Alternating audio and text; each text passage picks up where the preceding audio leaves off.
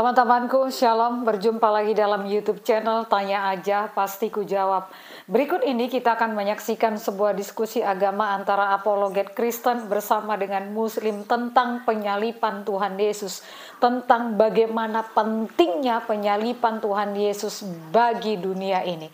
Seperti apa diskusinya? Saksikan video ini dari awal sampai habis dan semoga memberikan pencerahan ya.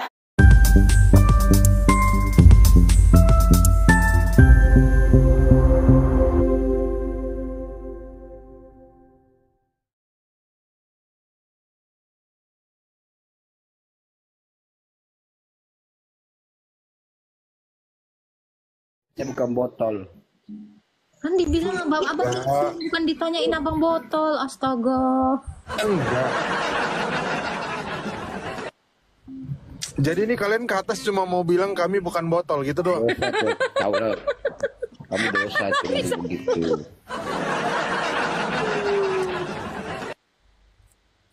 Astaga. Janganlah baperan. Aduh, ada yang mau ditanya, Din? Banyak. Silakan, mau bertanya apa?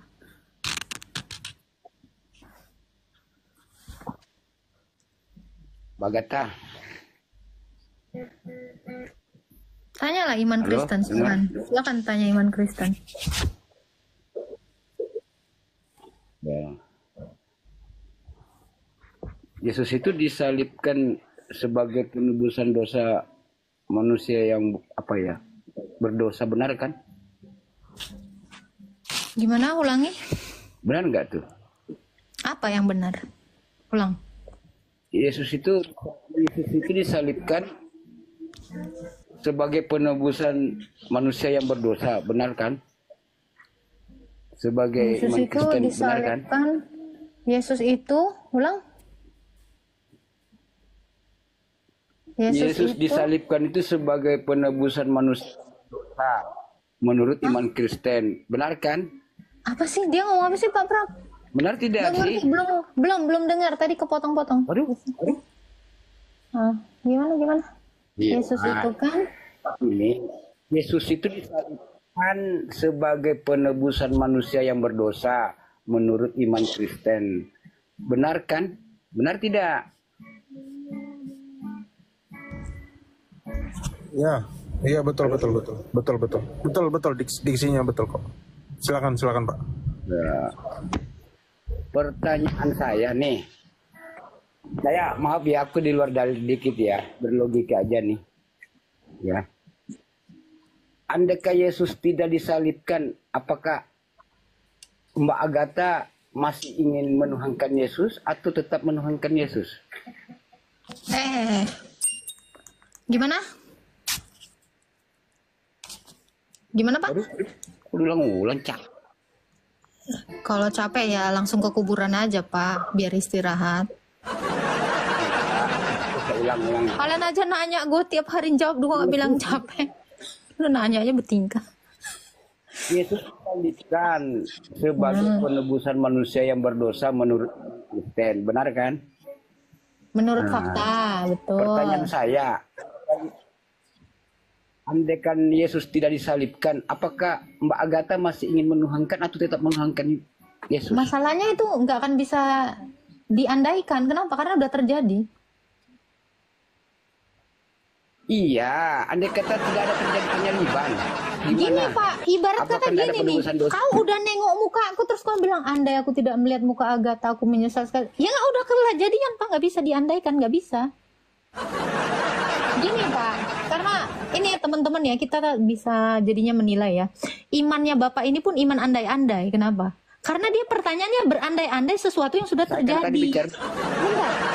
Kalau Anda mengatakan ya, andai saya masuk surga, saya akan mengeu 70 aja, nggak mau 72 gitu.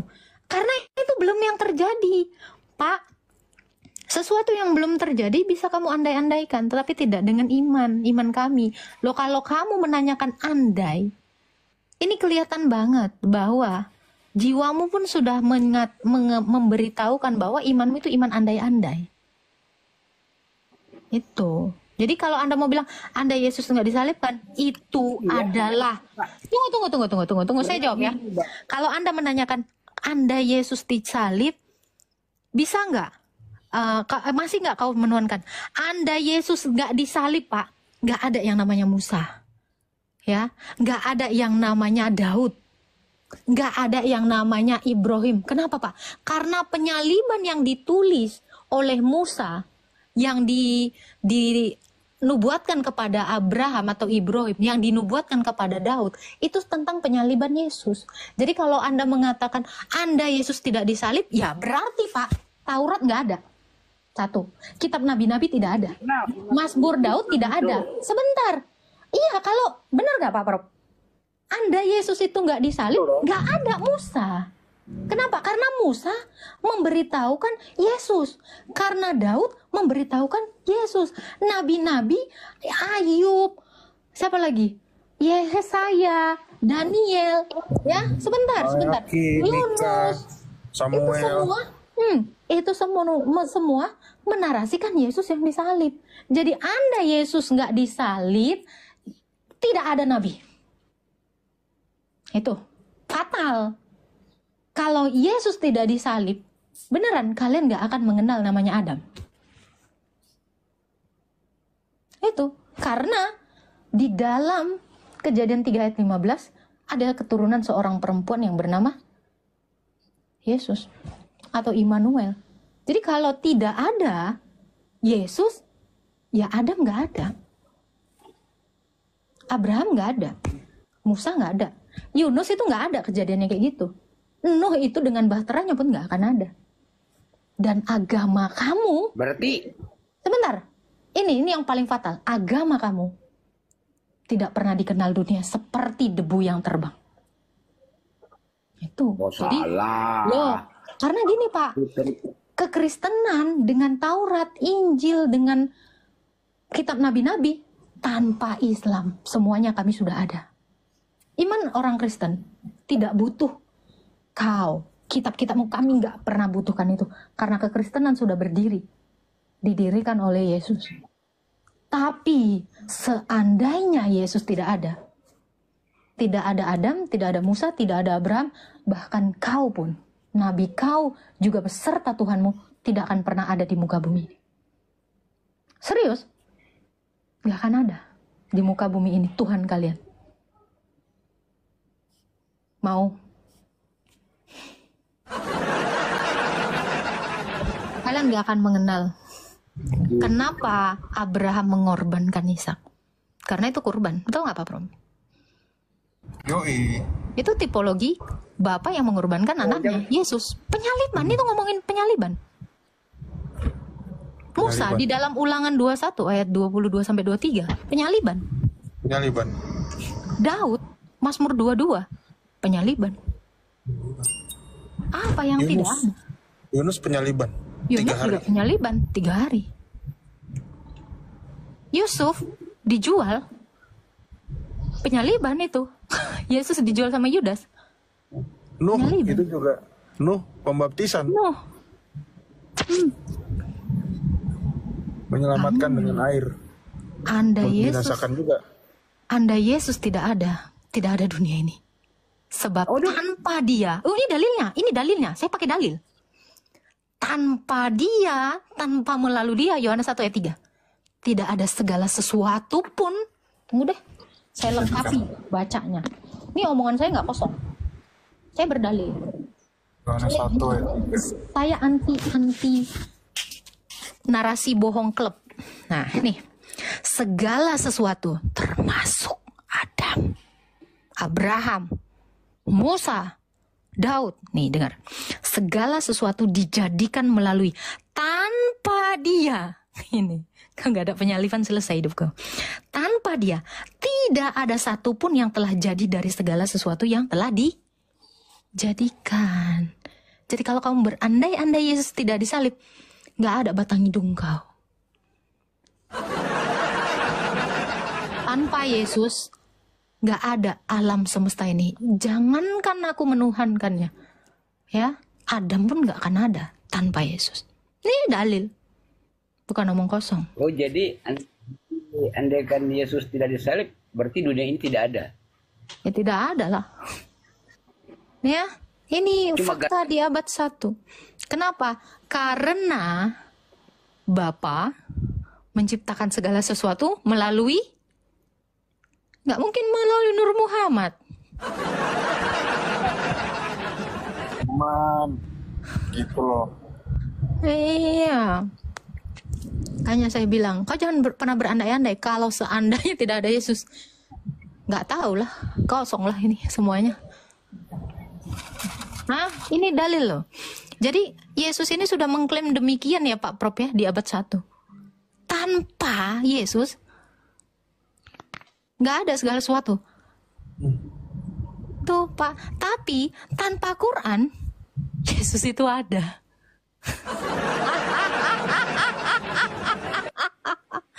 Coba tanpa Quran ada nggak Allah kira-kira? Tanpa Quran Islam ada nggak? Nggak ada. Enggak lah, itu bergantung sama Muhammad. Kalau kami tidak bergantung sama kalian. Islam tetap ada. Andai kata mungkin Oke. Yesus tidak disalibkan, mungkin Kita buktiin ya. Kita buktiin Islam tetap ada ya. Saya tanya, abad 5 siapa yang udah ada agama Islam yang menyembah Allah? Nah itu jawab tuh Pak. Agat. Jawab Pak. Coba abad 5 siapa yang udah beragama Jangan Islam? rumah. Jawab. Jawab dong. Agatha. Agama tertua Jangan ini langsung putus Kristen. asa gitu dong. Jangan putus asa. Cari. Pakai jari, googling coba. Agama Islam mungkin udah ada. Satu orang, mungkin satu semut sudah beragama Islam. Di abad ke-5, cari dulu dong. Coba, siapa yang udah beragama Islam? Satu bangsa, keturunan Adam deh. Siapa sih yang udah beragama Islam?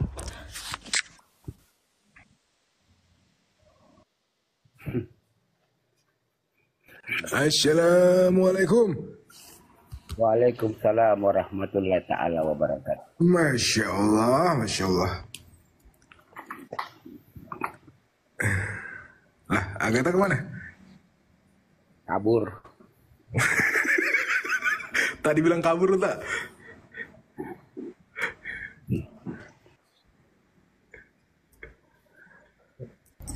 Shalom, Bra. Shalom Praku.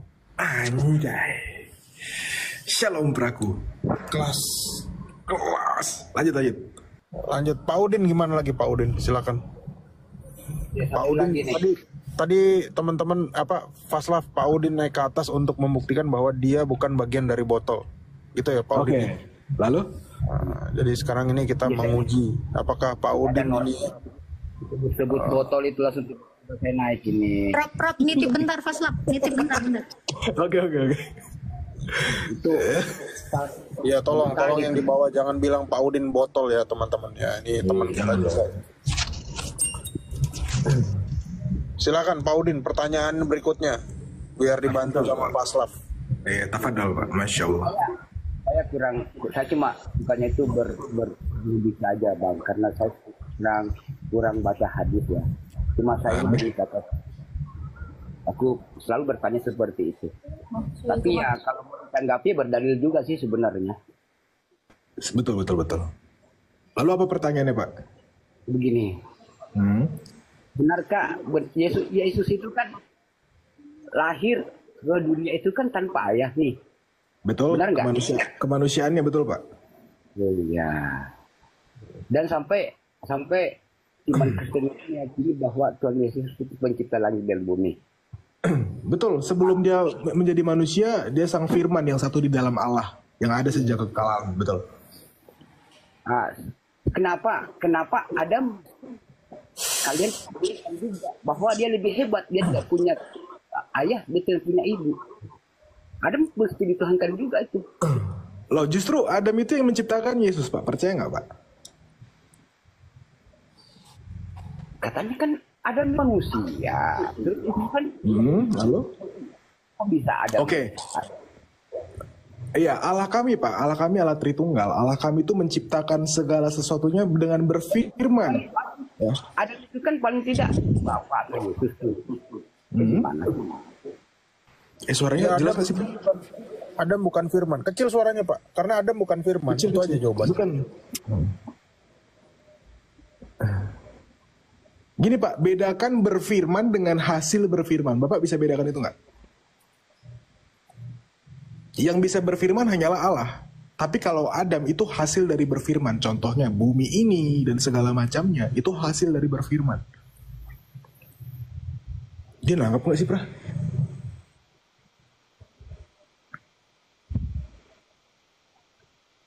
Pak Udin?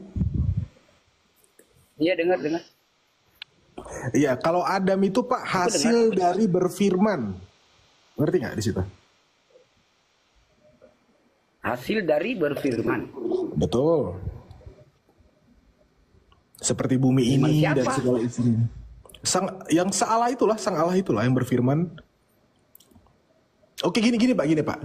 Jadi di dalam ya. Yang ciptakan Adam sampai ada ke bumi, dia kan tanya di surga Yesus. nih. Tiba-tiba ada yang ciptakan Adam siapa? Oke, saya jelaskan Bapak jangan dipotong Pak ya, oke? Oke, Allah kami adalah Allah Tritunggal Pak. Allah kami menciptakan segalanya dengan firman, makanya dia bisa berfirman. Jadi kita mengatakan bahwa di dalam Yohanes 1 ayat 3, tanpa firman tidak ada satupun yang jadi dari segala yang dijadikan. Karena Allah kami memiliki firman, makanya Allah kami menciptakan segala sesuatunya dengan berfirman. Makanya Allah kami menciptakan segala sesuatunya melewati Yesus, melalui Yesus. Karena Yesus itu siapa? Ya sang firman itu, sang pikiran Allah, sang hikmat Allah. Gitu, ngerti gak Pak? Iya. Nah, makanya di dalam Alkitab kan jelaskan, Bapa mengasihi aku sebelum dunia dijadikan. Karena apa? Yohanes 1 ayat 1, pada mulanya telah adalah firman. Firman itu bersama-sama dengan Allah. Firman itu adalah Allah. Karena firman itu satu hakikat dengan Allah. Jadi firman itu pasti Allah, tidak diciptakan. Karena tidak mungkin menciptakan firman dengan apa? Sedangkan Allah menciptakan dengan berfirman. Betul nggak Pak? Terus yang duluan ada di dunia ini, Adam apa Yesus? Kalau Yesus itu nama kemanusiaannya Pak baru 2000 tahun lalu. Tapi keilahiannya itu sudah ada sejak kekal. Keilahiannya. Kalau kemanusiaannya ya betul duluan Adam. Seperti gini Pak, contohnya Al-Quran. Al-Quran kan baru ada di zaman Nabi Muhammad, betul? Betul. Oke. Firman yang diucapkan, yang dijadi buku yang dicatat oleh Hasan bin Sabit ada di abad 7, betul? Betul. Tapi perkataan Allah apakah baru ada di abad 6? Pasti sudah ada sejak kekekalan, betul? Betul. Itulah kodrat ilahi sang firman atau Yesus itu. Makanya di dalam Kolose 2 ayat 9, dalam jasmaninya berdiam seluruh kepenuhan keilahian. Ada ilmu. Hah? Ini tapping di bawah jelek sekali nih. Udah lupa bawa otak. Cuekin aja Pak. Fokus sama saya aja Pak. Fokus sama saya, oke? Jadi sama Pak. Sama dengan, sebetulnya bukan sama, tapi saya kasih analogi yang mudah buat Bapak. Firman Allah itu tidak diciptakan, dia sudah ada sejak kekekalan. Yaitu kalau kita komparasikan dengan Yesus, itu kodrat Yesus sebagai sang firman itu ada sejak kekal. Lalu fisiknya seperti Al-Quran Pak. Fisiknya itu baru ada 1924 di Kairo ketika dikanonkan. Nah sama, kemanusiaan Yesus ada ketika 2000 tahun yang lalu yang dilahirkan melalui rahim Bunda Maria. Itu kemanusiaannya Pak. Tapi keilahiannya sudah ada sejak kekal. Ngerti? Ngerti gak Pak? Masya Allah. Ya gitu dong Pak. Kayaknya feeling gak enak aku. Pasti gak ngerti nih kayak gini. Udah iyain aja lah biar kelar. Capek gue. Nah, naikin lah, Pra. Ngerti-ngerti dikit lah karena kan beda ya keyakinan. Tapi begitu jawabannya. Begitu. Iya. Betul Pak. Oke. Bapak Pak Udin mau nanya apa lagi tentang Yesus Pak? Silakan. Tapi saya selalu bertanya itu berlogika Pak. Apa ya? Iya. Tadi kalau masih nggak ngerti juga penjelasan Faslav, mending Bapak beli intercom, main intercom aja di rumah Pak. Intercom apaan, Pra? Karena benar Kayak- saya begitu. Kayak radionya ini. tukang taksi itu. Saya kalau pakai anuan saya pakai ini. Kok bisa ya? Begini. Nah, itu jadi pertanyaan gitu loh. Gitu. Walaupun saya dianggap pertanyaannya bodoh, tapi memang begitulah. Nggak apa-apa Pak, belajar aja Pak ya. Ya, nah kita kan mencari kebenaran. Yang saya tidak tahu,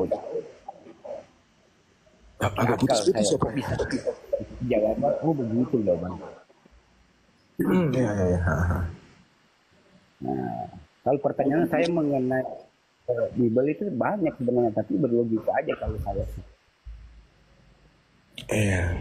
Ya jadi Pak, ini singkatnya aja Pak ya. Makanya kan buat Bapak lah, saya terkhusus buat Bapak. Kenapa?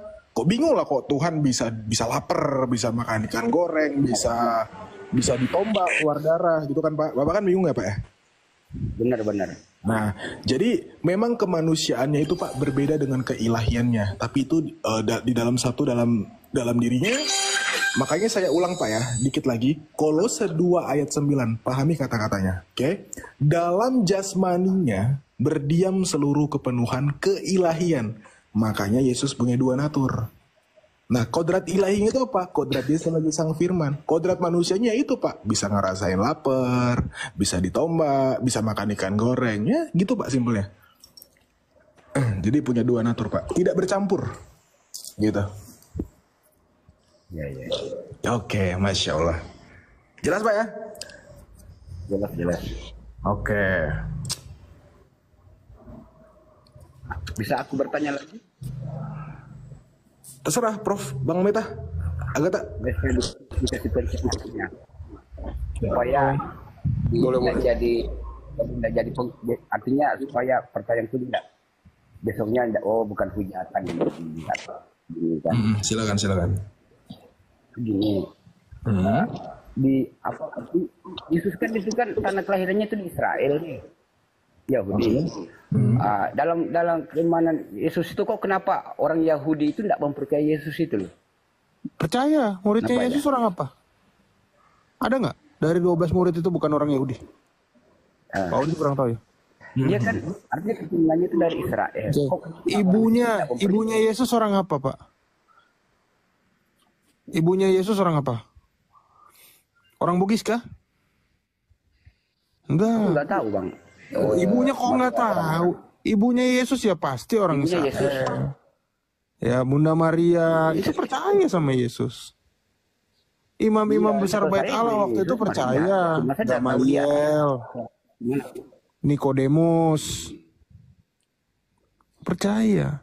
Justru yang aneh, kenapa orang Yahudi sampai di zaman Muhammad nggak ada yang percaya sama Muhammad? Sampai ujung-ujungnya apa? Begini maksud pertanyaan saya, Bang. Begini maksud pertanyaan saya. Keturunan Yahudi itu kan orang Israel, ya, benar kan? Terus Keturunan Israel itu orang Yahudi, jangan Yesus itu dibalik. kan sebagai Mesias.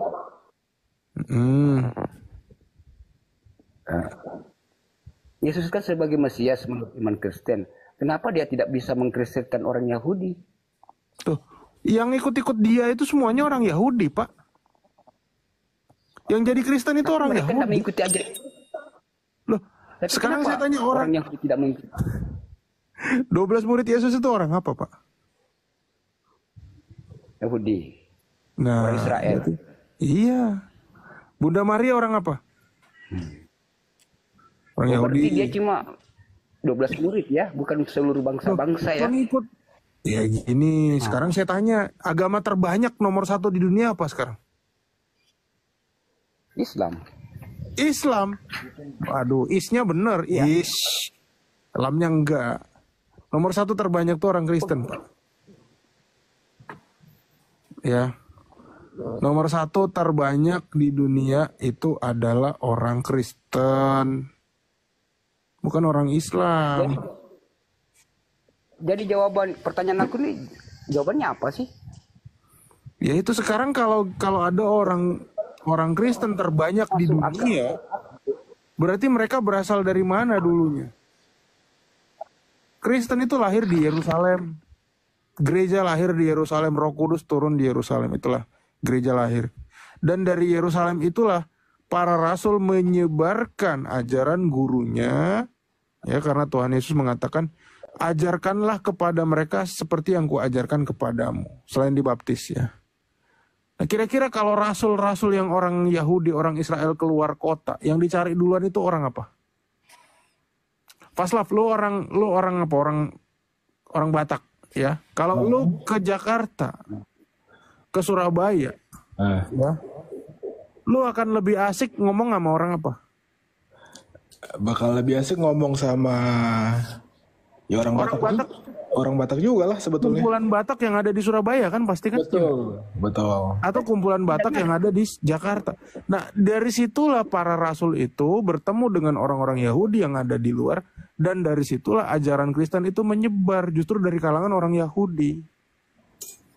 Gitu. Dan akhirnya beranak pinak tanpa poligami, ya. Beda kalau Islam. Islam poligami, kawin cerai, Anisa 34. Ya, pukul, cerai, kawin lagi, itu jurusnya. Makanya anaknya banyak, kayak tikus, ya, tanpa masa nifas.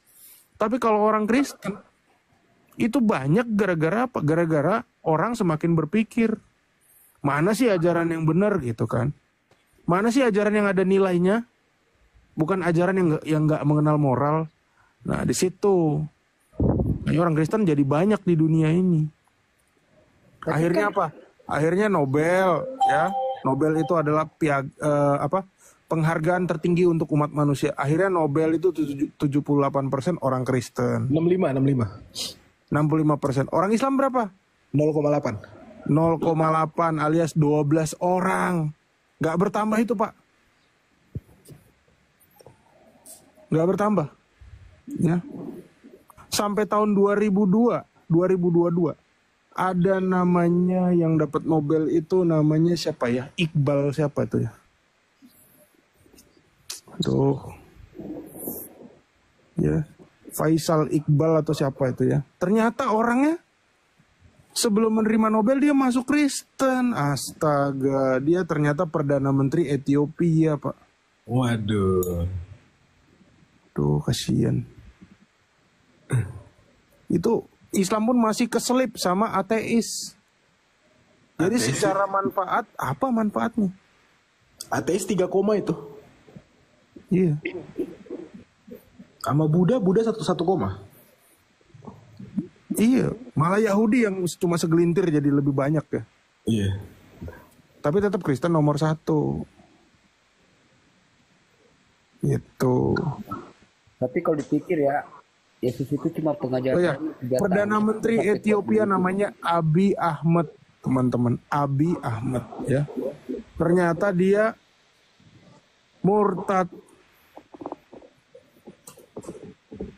Enggak bang, kalau dipikir kan Yesus cuma pengajarannya 3 tahun. Kok buat begitu ya, dia punya pengaruh. Apa bang? Lari-lari ini dialognya. Iya, maksudnya iya. Kan kalau saya pikir itu kan yang ini dari lagi nih, kalau tadi nggak pakai dalil. Tapi kan Yesus itu pengajarannya 3 tahun. Di umur 30 sampai ke 33 aja. Mati. Oke, Pak. Jangankan itu, Pak. Di dalam Yohanes 21 ayat 25 yang Bapak bilang cuma 3 tahun, ya dikatakannya, masih banyak hal-hal lain lagi yang diperbuat oleh Yesus, tetapi jikalau semua itu harus kutuliskan satu persatu, maka agaknya dunia ini tidak dapat memuat semua kitab yang harus ditulis itu. 3 tahun aja bisa sebanyak itu, Pak. Karena rasulku saya beda dari kecil. Umur 40 tahun jalan ceritanya panjang, ada ayat-ayat. Ngapain dia? Rasulmu ngapain emang? Coba tanya. Apa sih kebaikan yang dilakukan sama Rasul Bapak itu? Satu besar. Hah? Bang, sedangkan Rasul aku bang, mujizatnya itu umur 5 bulan dia bisa berjalan bang. Siapa? Bisa bicara.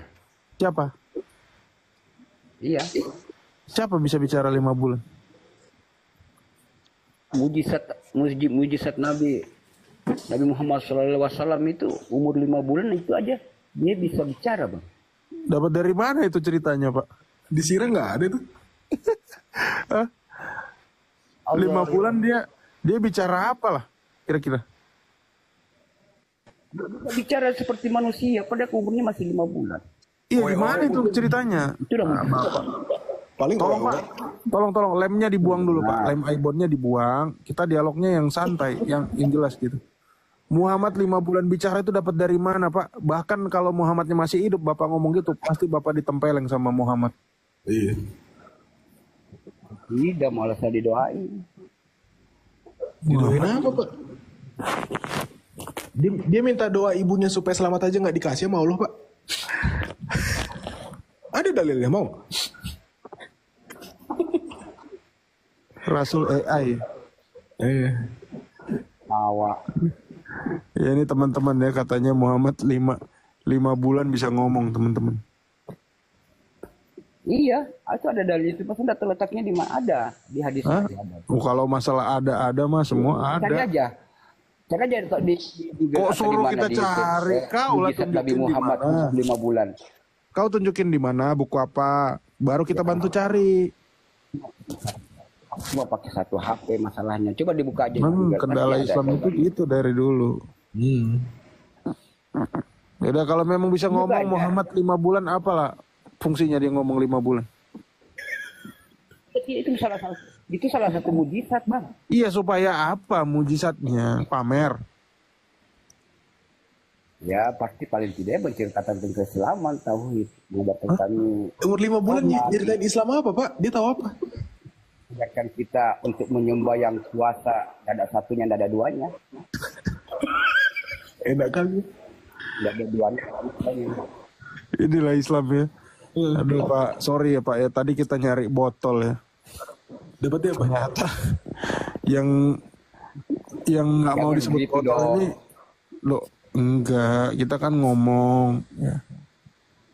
Ternyata Bapak itu bukan botol, tapi kaleng rombeng. Astagfirullah subhanahu wa ta'ala. Pak masih ke retorik Pak, 2 bulan dah haji Pak. Astagfirullah. Nah, abang nggak percaya masalah saya, Bang. Kalau abang bicara mengenai pertanyaan saya selalu begitu ya. Maksudnya kalau saya sudah kasih jawaban harus abang juga begitu ya, Bang Udin. Pak, saya terima kalau datanya ada, datanya nggak ada, apa yang mau saya terima? Astaga, parah. Ya, itu tadi. Kan saya cuma pakai satu HP saja masalah. Ini botol udah nggak bisa diselamatkan ini udah. Nggak ketolong ini Bro. Nggak ketolong ini. IC-nya kena. Coba kita sapa dulu yang lain lah. Salam Mbak Lirus.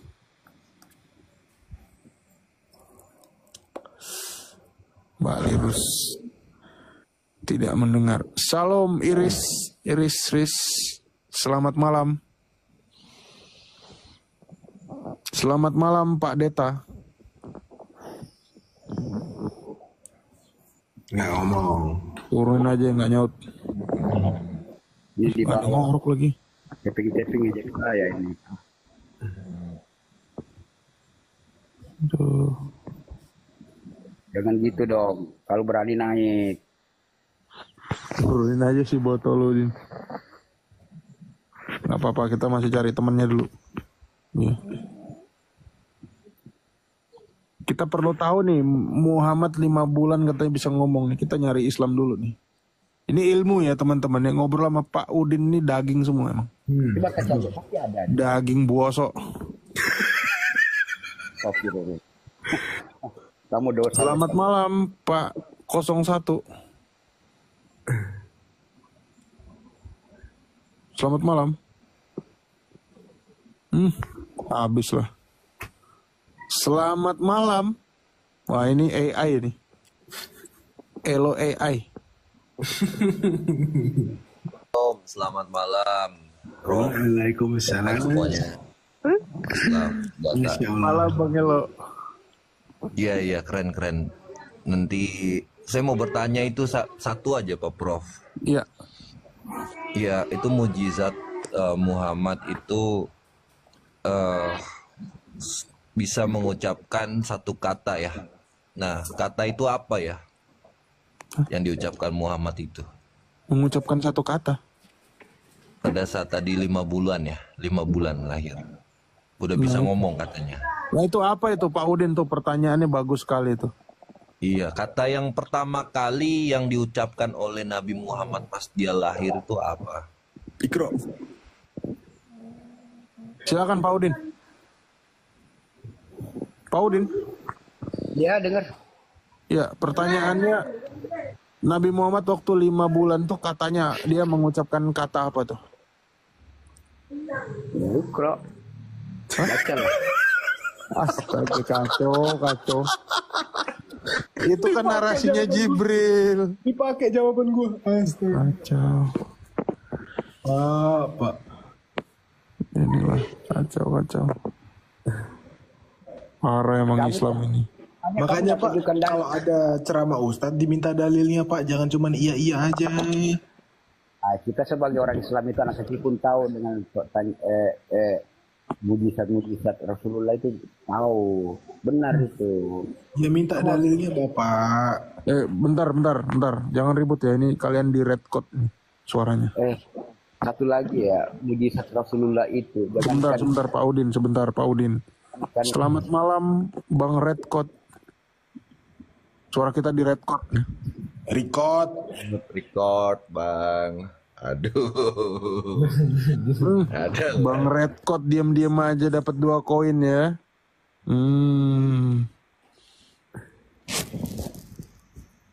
Diam-diam nge-red code nih. Pra, AFK ke warung bentar, Pra, 10 menit. Silakan. Ini Islamnya mana? Oh ini ada nih, kayaknya Islam nih. Sabri.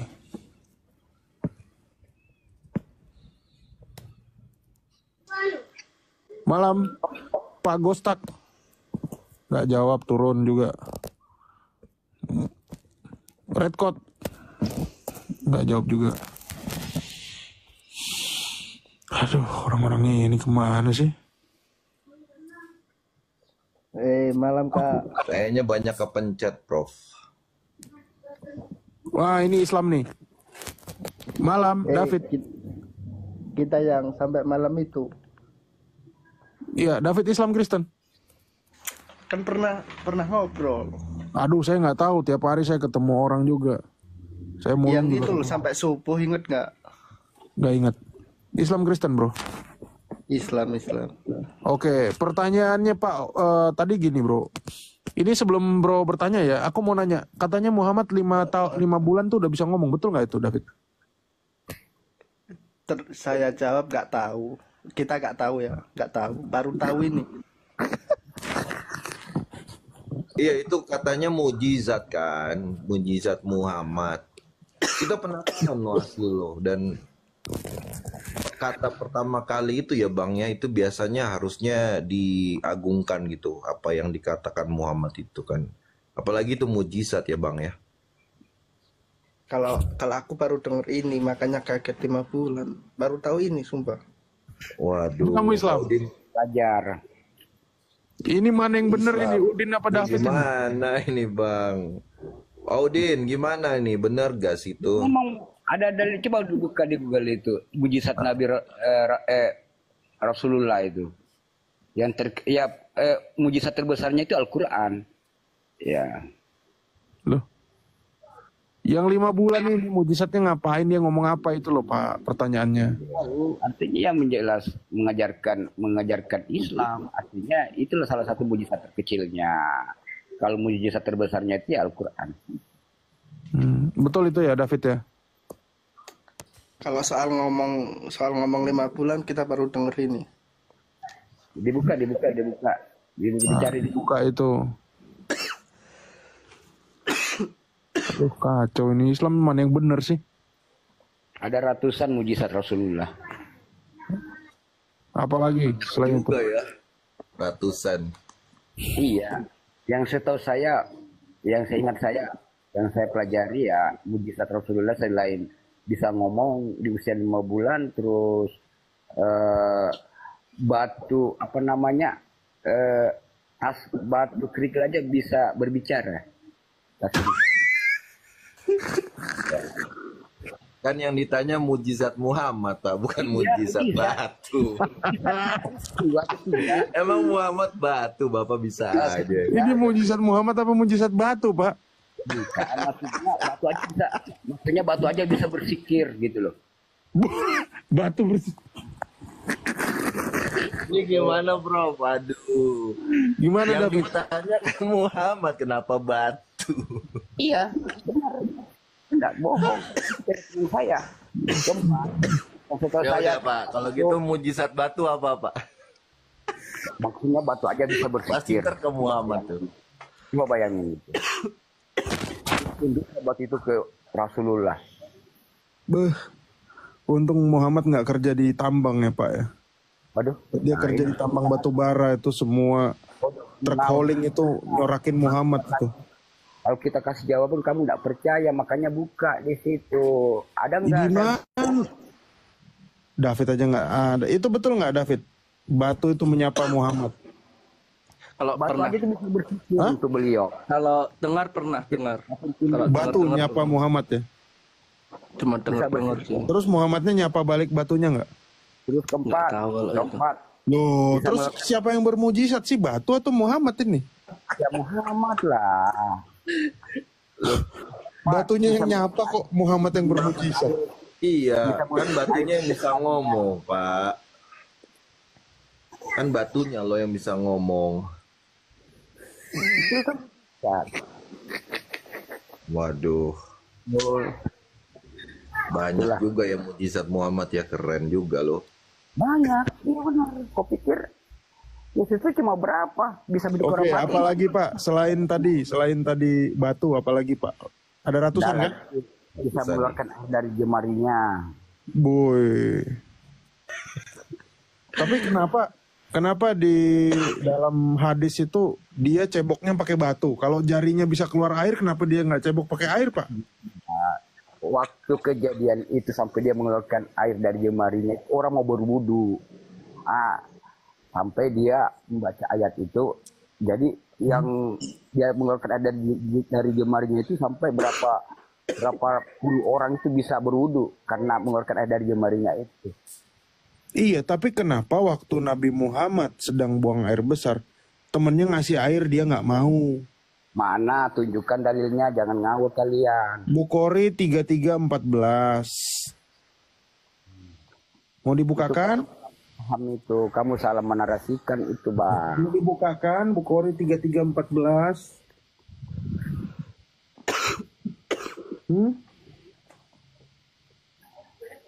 Mau dibukakan atau enggak? Bapak kan Mau udah lah. tadi enggak? Jangan asumsi dulu. Hah? Tolong Pak, tolong dibukakan gitu. Saya bukain ya. Gitu Pak. Bapak nih, nanti lama-lama saya siram Kelihatan nggak? Buram ya? buram bro. Agak diperbesar lagi aja. Wah, ini udah panas ini soalnya. Nah, ini.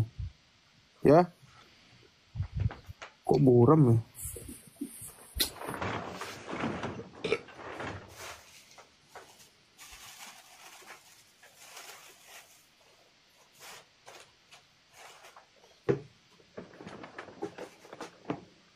Kelihatan nggak sih? Bukhari 3314. Oke. Kita baca dari sini ya, teman-teman ya.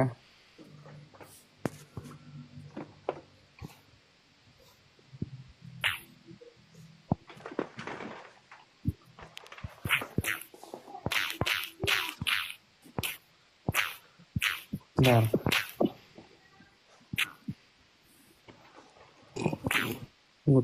Tunggu.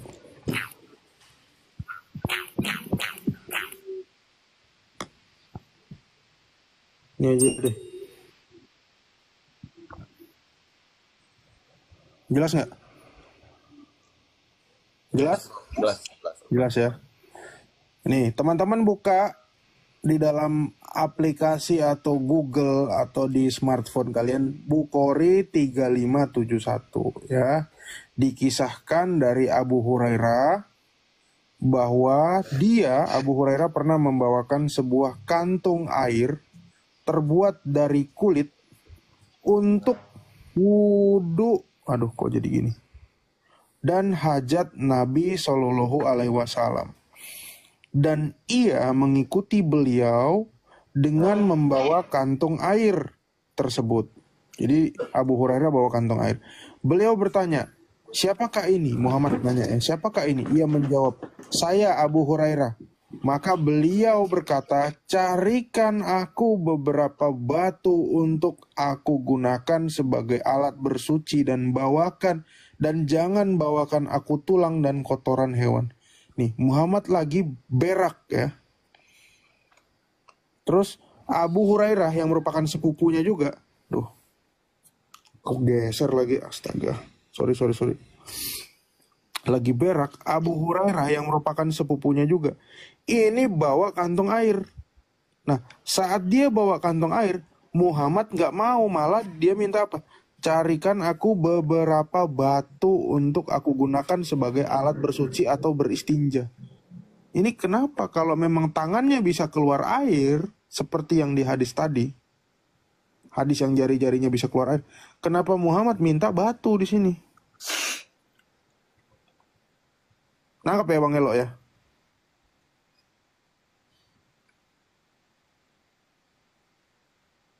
Kenapa Bang?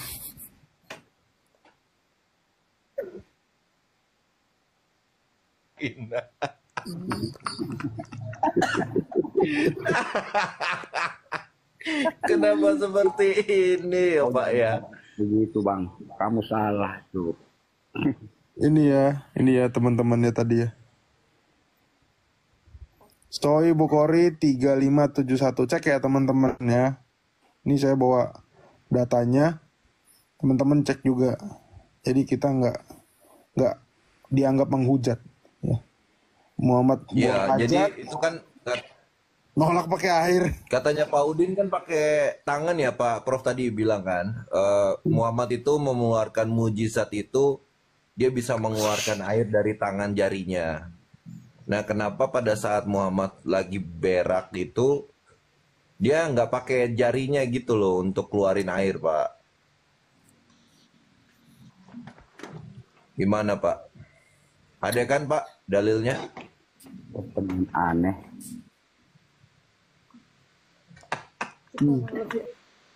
Kenapa dia nggak mau cebok pakai jarinya Pak? Padahal jarinya bisa keluar air kayak gini.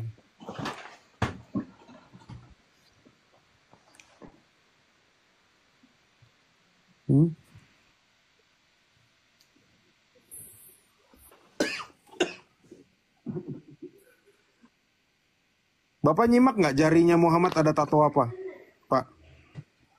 Nih saya besarin ya. Toto.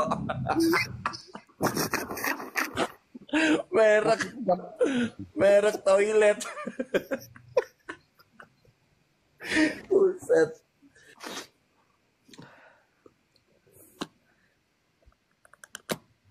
Gimana tuh Pak Udin? Bener gak tuh Pak? Kenapa Muhammad katanya mujizatnya itu keluar Nggak ada air Bang. dari jari? Saya tidak meyakini Rasulullah itu mencuci batu bereng pakai batu, nggak ada itu. Loh istinja itu apa Pak? Istinja. Abang salah menarasikan. Iya, itu kan kotoran, tapi salah itu.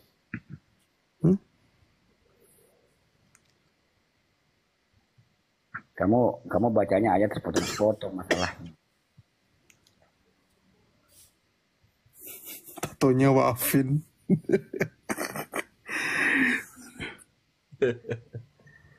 Itu tadi pakai batu loh Pak. Kalau Muhammad bisa mujizat keluar air dari tangan, kenapa Muhammad justru pakai batu? Itu ada dalilnya, datanya tadi. Bapak baca nggak tadi? Baca tapi kabur. Kabur. Apa mau kabur? Maksudnya? Tidak. Ya kamu tadi itu tunjukkan itu. Oke. Kurang Kalau terang. gitu kita tanya sama David, betul nggak Nabi Muhammad ceboknya pakai batu, David? Kita nggak pernah cari tahu itu. Tapi ada nggak riwayat Muhammad cebok pakai batu? Nggak pernah tahu. Nggak pernah tahu. Nggak ada Bang. Oke, istinja itu apa bro? Kotoran. Istinja, bukan tinja, istinja. Stinja. Istinja. Tai. Bukan itu tinja, istinja. Itu hasilnya, bro. Beristinja. Beristinja. Ini ada doanya nih, ya. Ada doa istinja nih, teman-teman. Ya, dihafalin ya. Nih. Ya Allah, bersihkanlah farjiku dari keburukan dan bersihkanlah hatiku dari nifak. Ini ada doa istinja. Perkara berak aja ya. Mantep banget, Bang. Iya. Mana Keren, suara keren. Mbak Gata? Iya, gimana nih? Enggak, kami tidak meyakini itu bang. Itu kamu salah.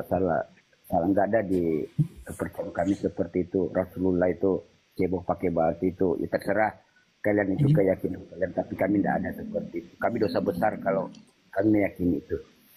Oke, kita lihat lagi nih nu.org ya. Cara sah beristinja hanya dengan batu. Nah, ini udah ilustrasinya. Nabi Muhammad dulu batunya segede gini. 3 kan? Prof, sorry Prof. Itu coba websitenya takutnya dikira palsu lagi websitenya. Nih, Ya. Oh, NU online ya. NU. Oke. Boleh tuh.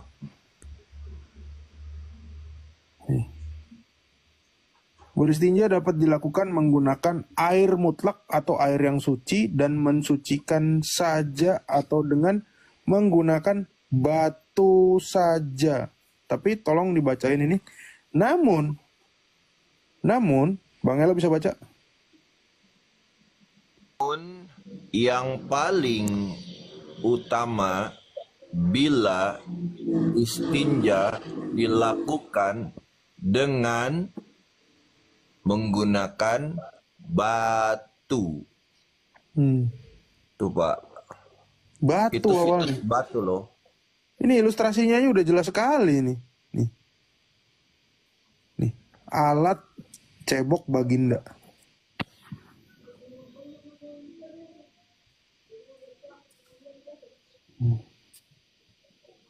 Nah, tadi Bapak bilang mujizatnya Nabi Muhammad apa? Yang memberi salam? Batu aja bisa bersikir buat dia. Jadi sambil digosok, sambil berzikir. Benar. Waduh. Rasulullah itu salah. Lecet gak sih Pak? Kalau cebok pakai ini, Pak? Apa itu? Lecet loh. Lagi digosok, batunya bunyi, Bang. Woi, pelan-pelan woi. Aduh. Lawak-lawak ini. Itu kalau lagi ambeien bahaya tuh Bang. Buh. Langsung berdarah-darah tuh. Aduh Bapak, ini gimana Pak jadinya, bener gak tuh Pak? Dalilnya kita udah bukakan loh.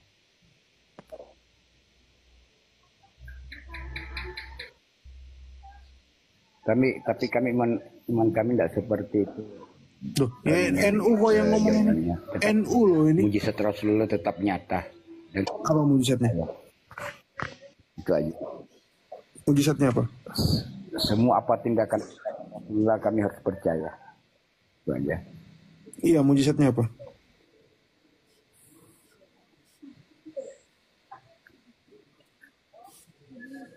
Aduh, apa yang bisa dia petik dari dialog sama orang-orang ini ya? Iya. Kayaknya gini Bang, selama ini mereka nggak tahu, terus ketika kita kasih data yang ada, mereka sebenarnya berpikir, tapi apa ya, mereka tolak sendiri karena memang datanya adanya seperti itu. Ini nilainya Islam ini apa sebetulnya gitu loh. Imani saja. Iya. Iya David, apa ada tanggapan nggak David? Tanggapan ini.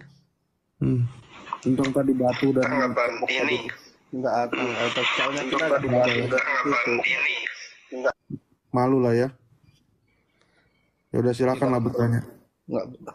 Saya pun kalau jadi kamu malu bro, serius. Saya ngerti perasaan kalian jadi Islam. Apalagi disebut Islam ya Bang Elo ya, lebih sakit lagi itu. Jangan sampai kita Kristen disebut atau dipanggil Islam ya. Jangan. Ya, mau bertanya apa mungkin David? Bertanya tentang Alkitab aja. Mungkin itu tanya apa? Kalau orang Kristen semua ditanya Kristen itu apa, pasti kan jawabannya pengikut Yesus kan. Oh, aku ingat David ini yang pacarnya Kristen ya, bukan? Iya. Oh, oke. Nah, Silakan. kalau secara umum kan, kalau orang Kristen semua dari Kristen apalah, maksudnya kalau ditanya pasti pengikut Yesus kan. Coba buka di Kisah Para Rasul 11:26. 11:26. Ya, pertama kali mereka disebut di Antioquia Kristen, betul. Kenapa, Bro? Itu kan yang ngomong Paulus kan. 11:26 bukan, Lukas dong. Bukan Lukas. Paulus itu. Bukan. Coba kamu baca Kisah Para Rasul 1.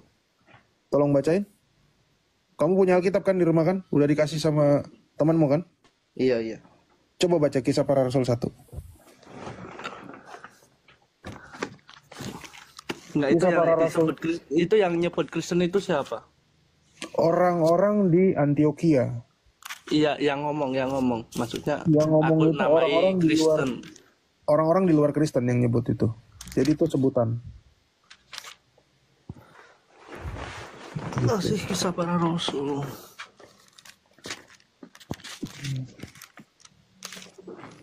Rasul bro, nggak Rasul, Rasul. Rasul. Iya, nanti rasulnya kami ditegur-tegur batu lagi nggak enak kan. Enggak, kalau Lita Cawe emang gitu. Rasul, ya. Kalau bahasa Ibraninya sih itu kalau ditegur batu terus nggak mau pakai air itu ngisin-ngisini tuh bahasa Ibraninya. Rasul. Dikasih ini Roh juga Kudus tuh, dijanjikan dikasih. ini. Ya, dikasih semangat sama ceweknya tuh di bawah kayaknya.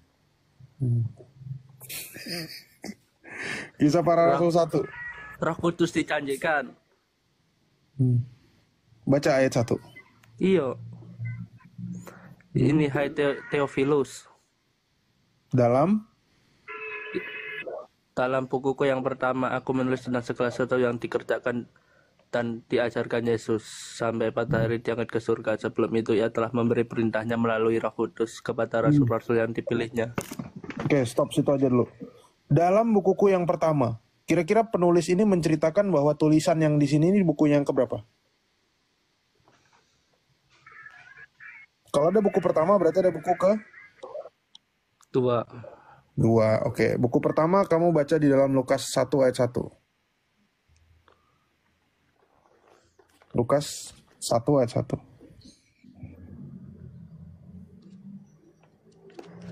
Bisa? Oh, Theophilus yang mulia ini. Ini tadi yang buku kedua Theophilus kan? Betul nggak? Hai Theophilus, dalam bukuku yang pertama aku menulis segala sesuatu. Berarti buku yang pertama namanya Lukas. Oke, Injil Lukas. kalau buku yang kedua ditulis sama tokoh yang sama, berarti Kisah Para Rasul ditulis oleh siapa? Ini yang nulis Paulus kan?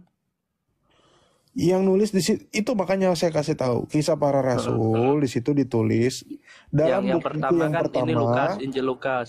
Ya, terus yang Kisah Para Rasul tadi yang nulis itu kira-kira siapa tuh? Hai Theophilus, dalam bukuku yang pertama aku menulis. Berarti di tulisan keduanya ini yang nulis siapa? Aduh, logika sederhana aja, bro. Oh, Lukas. Ya Lukas. Nah, di situ ada narasi bahwa orang-orang Kristen, orang-orang pengikut Yesus itu disebut Kristen. Karena itu adalah olok-olokan dari orang-orang yang non-Kristen yang ada di Antioquia. Tapi tahukah kamu bahwa kisah ini diceritakan di dalam Al-Qur'anmu? Tahu nggak? Tahu nggak? Kisah ini diceritakan di dalam Al-Qur'anmu. Tahu? Nggak tahu. Halo? Nggak tahu. Oke. Yang mana, Kotanya namanya siapa tadi? Ya, kotanya di situ tadi Kisah Para Rasul 11 ayat 26 pertama kali mereka disebut di daerah di kota yang namanya Itu Antioquia.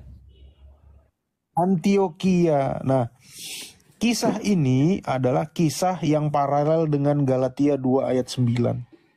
Di mana pada saat itu Rasul Paulus sedang ditahbiskan menjadi rasul di luar dari 12.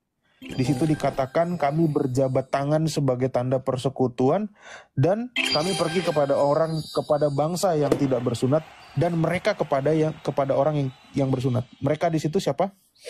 Aku langsung bacain aja ya. Galatia 2 ayat 9 kamu buka. Ya, ini ceritanya paralel ya. Yang dikisahkan di situ adalah Yakobus. Ada orang yang namanya Yakobus, murid Yesus. Kefas atau Petrus ini sebutannya Kefas. Dan Yohanes. Dan tokoh yang keempat di sini ada Paulus dan Barnabas. Jadi ada berapa orang? 5 orang.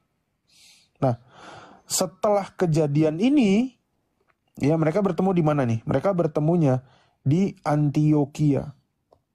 Dari mana kita bisa tahu itu di Antioquia? Kita bisa baca di ayat 11. Tetapi waktu Kefas datang ke Antioquia, aku berterus terang menentangnya sebab ia salah.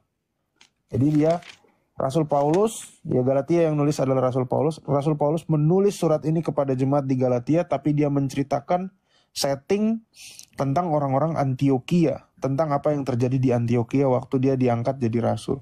Nah, tapi anehnya Al-Quran mencatat ini sebagai satu kisah yang dikisahkan memiliki kesamaan tokoh dan setting, ya. Ini saya buka kamera, Ya. teman-teman. Bentar. Oke. Di sini, Ya. ini ada surat namanya surat kok At-Taubah. Sorry. Kok At-Taubah sih? Surat 36 ya, ayat surat Yasin. Surat Yasin ayatnya yang ke-14. Bentar ya. Duh, macet lagi.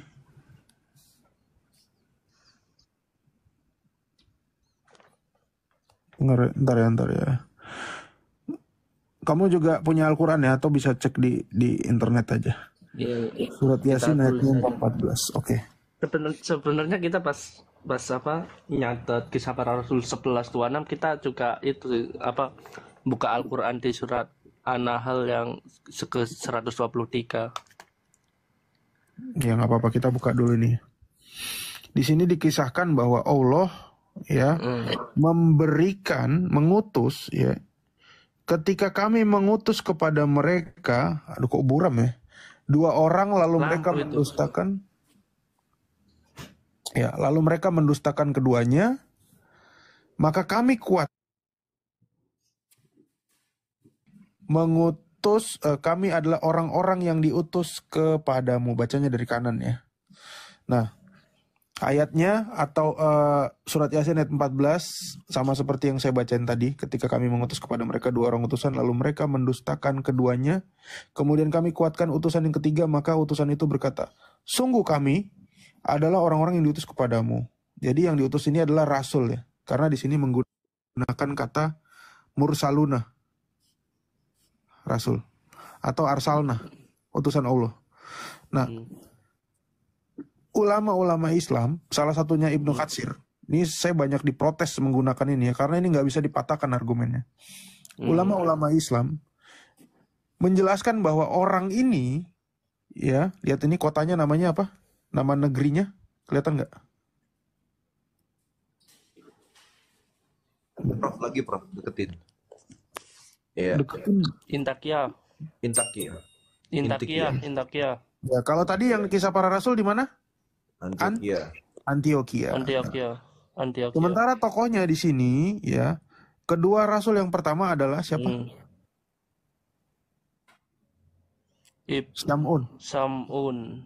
Syamun. Nah, tadi ada Kefas. Kefas itu siapa Bang Elo?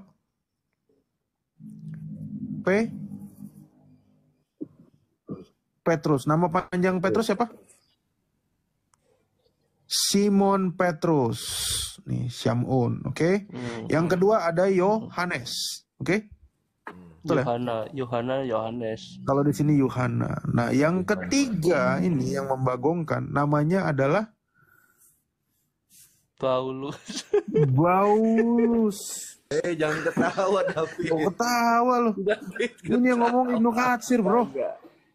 Jangan ketawa David. Ibnu Katsir. Kenapa bisa Paulus? Loh ya, tanya sama Al-Qur'anmu. Nah, ini nggak cuma di sini, ya. Di sini dikatakan, kok Galatia aku buka. Kisah Para Rasul 11 ayat berapa tadi? 26 ya. Oke. Aduh, ini kok buram sih. Sorry teman-teman. Nah, kita baca di sini. Pertama kali disebut Kristen, ayat 26. Tapi diceritakan di ayat 27 dan 28, pada waktu itu datanglah beberapa nabi dari Yerusalem. Seorang dari mereka bernama siapa, kelihatan nggak? Enggak. Aduh, buram banget. Apa itu? Agalos apa? Apollos apa itu? Agabus. Agalus. Duh, kok buram banget ya. Agabus. Oh ya, Agabus. Sorry ya teman-teman, nih udah kameranya udah hancur nih. Agabus ya. Agabus bangkit dan oleh kuasa, teman-teman baca aja di rumah sendiri ya. HP saya nggak kompatibel. Dan oleh kuasa Roh Kudus ia mengatakan bahwa seluruh dunia akan ditimpa bahaya kelaparan. Nah, tapi lihat di sini teman-teman. Agabus itu salah satu murid Yesus yang merupakan temannya Rasul Paulus. Agabus itu berasal dari bahasa Yunani, artinya adalah cinta. Agape. Agabus. Itu tokoh yang sama. Nah, kita baca di sini surat Yasin ayat 20 ya. Tadi 14 ya teman-teman ya. Nah, ini saya buka ayat 20. Nah, ini. Oke, kita baca ayat 28, ku bacain lagi. Seorang dari mereka bernama Agabus dari ayat 27. Pada waktu itu datang beberapa nabi dari Yerusalem ke Antioquia. Ya, ini mirip nih ayatnya. Datanglah dari ujung kota seorang laki-laki terburu-buru. Ya, kemana dia? Ke tempat si orang yang di Antioquia tadi. Wahai kaumku, ikutilah utusan-utusan itu. Ya, utusan-utusan yang 3 orang tadi. Jadi ini adalah orang keempat. Selain Yohana, Syamun, dan Paulus. Gitu ya.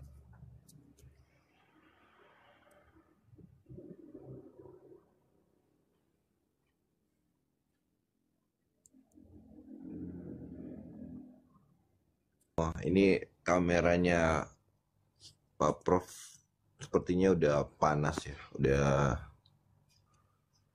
Nih, Faslaf bisa buka.